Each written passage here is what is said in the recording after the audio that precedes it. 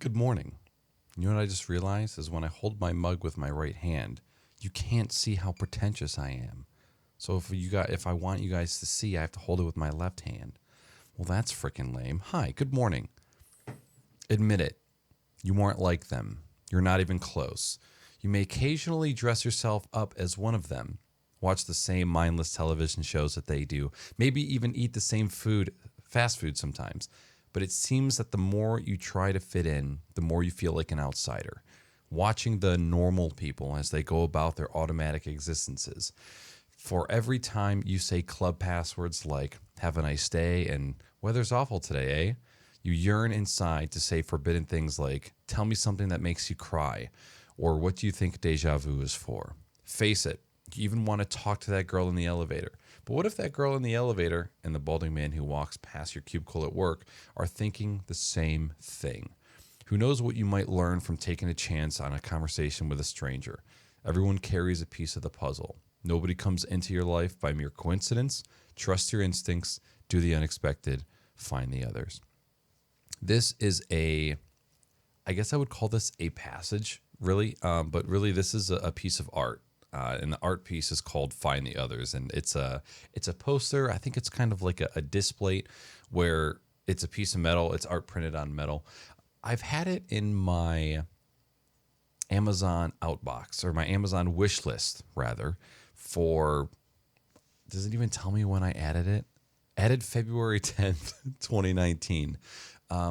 Somebody showed me this artist, I think on stream, and then we just started looking at artwork on stream, and I just got super in. I'm so weird with art, man.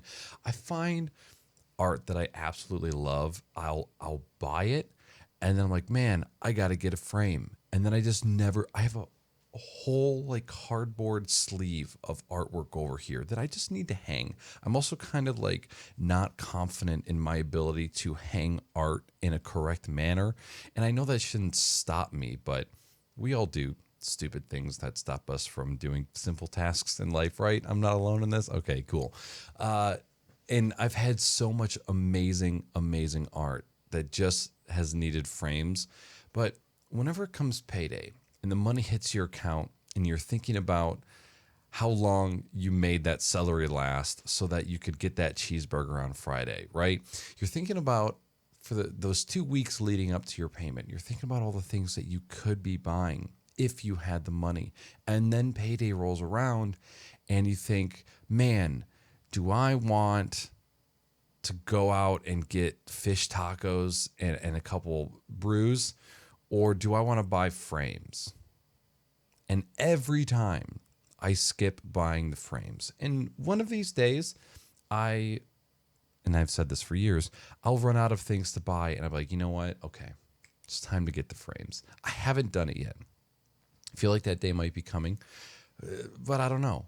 I don't know. I don't really know what my reservation is with it. And I've had so many ideas for things that I've wanted to do on this rear wall just to like kind of spruce it up a little bit. And again, I just haven't done it. Am I recording? Okay. I'm always afraid that I failed to hit. Oh my God. Okay. You probably couldn't hear that, but I almost tipped over my pretentious cup of coffee.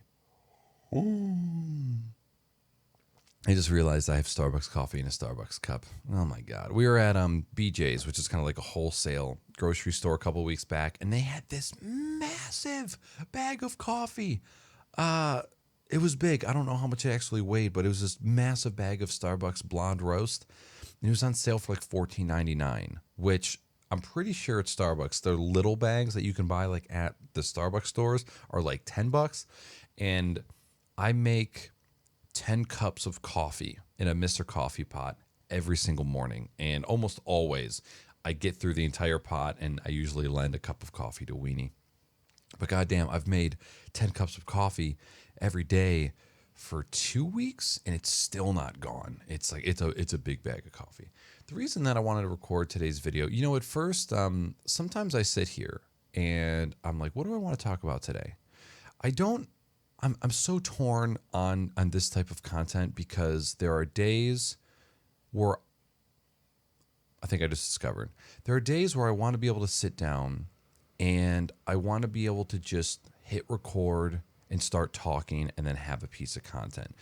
I think I want to be able to say that I just want to be able to sit down and start recording content without any forethought. I, I, I think that's kind of like an ego thing. And my ego is something that I have been exploring a little bit lately. Like, why do I do certain things that I do? I'm trying to search for that inside myself. And, but I think the fact of the matter is, sure, it's probably good sometimes to be able to sit down and just record a video without giving it any thought. But don't some of the best pieces of content, don't those originate from a thought or some sort of planning beforehand? I don't know why I've always gotten caught up in this. Like, no, man, if you're going to do this, you just need to be able to do it. And I have sort of brought that onto the podcast recently a little bit. Well, actually a lot, because before, when I used to write scripts for the podcast, yes, for Crocs and Hot Pockets podcast, I used to write a script every single bi-week. So Google Docs, I would write out the intro, write out all the guests, write, everybody would have a chance to fill out things that they were doing in the past 2 weeks. We would have every single article we wanted to talk about, all of the highlight points. It would all be documented. The Google Doc would usually be 2 pages or more, depending. And if you go back for whatever reason and you listen to any of those podcasts, or you even watch any of the podcasts, even though they were so prepared up front, it was such a stagnant listen. It felt like people were reading from scripts. It was always, so bulleted, and I definitely don't enjoy that type of podcast.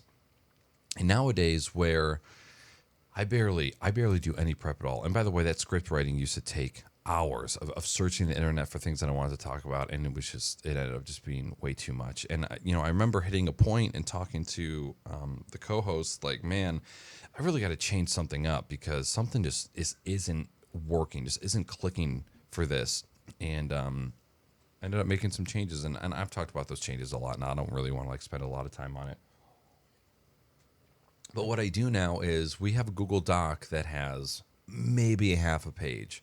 I write the date, I write the episode number, and I've come up with some ideas on how to migrate some of the things that I say at the beginning of the show and just place them at a video that I play at the beginning, so that I'm not saying the same exact things as we start a podcast every single time. And that way, when listeners join, it just gets right into it. Like, right away, what's up? Welcome to Crocs and Hot Pockets. This is the date.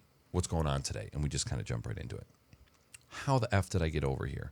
Yes, talking about preparing. I want it to be organic. I want this type of content to be authentic. I want it to be where I just sit down and I talk. But what I'm realizing is, it's okay if I'm struggling to find something to talk about. I talk so much in my content. I'm always talking about all of the things in my life. So sometimes I struggle to find things to talk about that I'm not already talking about. And at one point, I don't want to sound as like a broken record.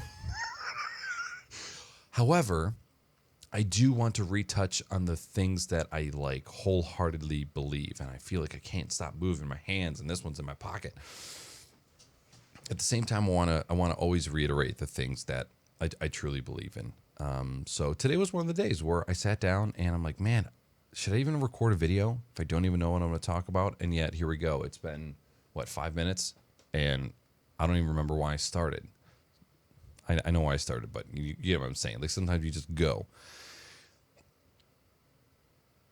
So yeah, I don't know what, but I settled on the subject of Find the Others, and then I remembered this piece of art that I have sitting in an Amazon wish list that's called Find the Others. And I just kind of want to go over it, because I remember the first time that I went over this dialogue on this website, I thought, I read this as, you're different from everybody else. Like, everybody else is normal and you're not. And for whatever reason, I really got stuck on that ideology in the beginning of the passage. And then it wasn't until recently, when I reread this, where, no, they're not saying that you're normal or they're normal and you're different. They're saying that everybody thinks that everybody else is normal. And yet, because we that probably comes from a place of ego. We don't really take the time to dive into deeper conversation with other people because we're like, oh, well, they're just normal. They're just regular people. They really won't understand where I'm coming from. Yet the girl in the elevator, the bald guy walking past your cubicle at work, what if they're thinking the same exact thing? And the only thing stopping you from having like a fantastic conversation is that like ideology. And I remember being pretty fucked up about that of, you know, reading this the first time and then interpreting it a certain way and then reading it again later and interpreting it a totally different way. And one, it fucked me up because I'm like, how could I have missed that the first time? And how a year ago when I first read that, when I thought that I was in such like a mental state of clarity and understanding, I felt so confident in the way that I was carrying myself and the way that I was thinking every day and just like my general mental capacity. And yet I missed something like that so simple.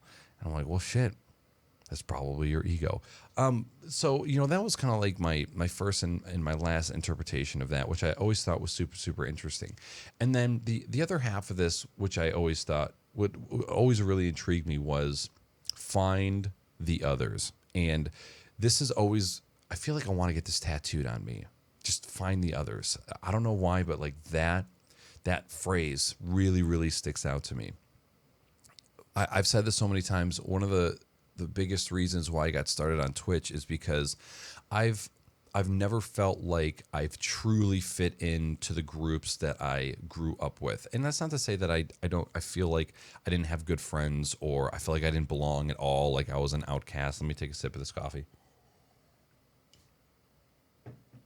I always got along with my friends very well. I always had best friends, and I still do have best friends.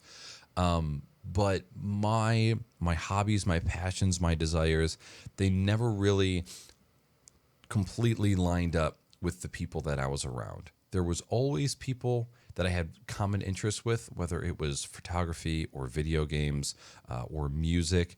But even like photography and music, those are things that I enjoy, but they weren't things that I like. You know, there's things that you love in your life, and there's things that you just dry hump. I feel like photography and music were things that I just dry humped all the time, and I always like talked a big game about how big I was into music. But now, like, music in general is at such an uninteresting point in my life right now. It's so weird. I want to talk to somebody about why I feel the way with music that I do and why music in general is just so uninteresting to me right now. I've talked about it with a couple of people, but I don't really understand where it's coming from. But besides the point,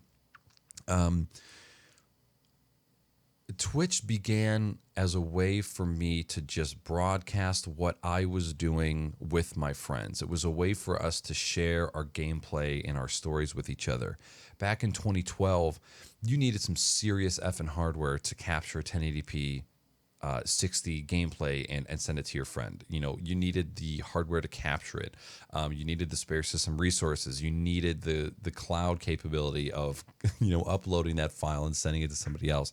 It was a big deal in the hard drive space in order to harness all of those, or not harness, but hold all of those files. And it was just a big deal. And Twitch was a way where you could just immediately record what you were doing, and then the other person could watch. And that's all Twitch was back then. And then as time went on, I realized that Twitch was a way for me to find the others. Twitch was a way for me to get in contact with people like me. And not necessarily because I was unique and everybody in my life is normal. I just like, I'm trying to find my group of normal, right? I'm trying to find the people that have the same passions and the aspirations and hobbies that I do. And Twitch has absolutely been that for me. And I don't want to like discredit the friends that I had growing up, because I had some really, really great group of friends, and some of these friends are my best friends today. And through time, I found that just because my hobby isn't the same hobby as theirs doesn't mean that I can't be like extremely, extremely close and have like an insane bond with them. And that's what I've found later in life too, is like, you don't have to have friends that have the same hobbies as you to be close. And that has definitely been true for me, in the past couple of years. Because I have some amazing, amazing best friends. But as far as Twitch, Twitch was a way for me to get in contact and meet people that were doing the same things that I was doing. And one of the most important things that has come of that is the ability to learn. Oh my God, the dog farted. It's nasty. When I think about people that I talk to now on the daily and how I never would have had the chance to meet them if it wasn't for the internet or for Twitch, how how much less skilled would I be? You know, how much less knowledge would I have if I didn't have the chance to talk to these people and to work on things together and to collaborate and to learn. Like, you learn so much just from being around other people. There's a Bible verse that has always stuck out to me. I think it's from the book of First Corinthians. This is New Testament. Bad association spoils useful habits, and this is something that my mom drilled into my brain as a youngin, and it's something that's always stuck with me. But basically, you become the people that you are around. Whether you like it or not, the people that you associate with will rub off on you, and you will assume the qualities of the people around you. And this is why, like, when you hear about, like, oh my God, your ass is terrible. Maybe it's my ass. I don't know. You guys would have heard it if it was mine. You always talk about people like dropping their shitty friends, or just placing them around successful people. And it's because it's extremely, extremely true. Like, you get to a certain point where you realize the people that I'm around every day and the people I associate with and the people that I am maybe friends with, they aren't really in line with the things that I aspire to be. They aren't really in line with my motivation. And of course, on the other side, people are like, man, that dude forgot about us. He blew up and forgot about us. And there's that's a really deep conversation. But begs the question: are you finding your others? Are you finding the others? Are you finding the people that have the passions and the morals that are in line with yours? And Twitch has just been an amazing outlet to find other people that I vibe with really, really hard. And I'm just so grateful for, having a platform like Twitch and being able to have the internet. We're so, so lucky to have a platform like this that we are able to share for the most part freely, and meet all of these amazing people. And, it's just about finding the others for sure. It's an awesome, awesome place to be. And every day I continue to use the platform and to use my content as a way to make connections with people around the world and just to make lasting friendships. And Jesus Christ, when I think about who my best friends are in this part of my life, like my best friends in my Twitch and gaming life, and how those friendships came to be, it's insane. The smallest event, like, somebody, one of my friends or something streaming, and somebody coming across their stream randomly from a friend, and then like now we're best friends. And how long we've been best friends. It's absolutely insane. And I think about the people that I've had the opportunity to have conversations with, like the people that I've been able to have the podcast with, like Epos Fox or Ernst Blofield or OBS Jim or She Snaps, like these people that I've consumed their content for so long, and then or I've looked up to for a certain amount of time, or maybe like they had one piece of content that like really, really helped me out, and then to be able to say that, like, dude, I got to sit down and have a conversation with them for a super long time. And that is just like the coolest fucking thing ever. And then in my day to day, just talking about the things that I love, like talking about technology and streaming, and I'm able to bounce ideas off of these people that I've looked up to and learn and grow. It's just the coolest fucking dynamic ever. And it makes me super happy just thinking about it. It's awesome. It's fucking awesome. So find your others, man. You gotta. it if that's not one of your core reasons why you love Twitch or why you love streaming, I mean, we all have our different reasons, but holy fuck if that is not one of my main reasons. Is the people, man. It's finding the people. It's great.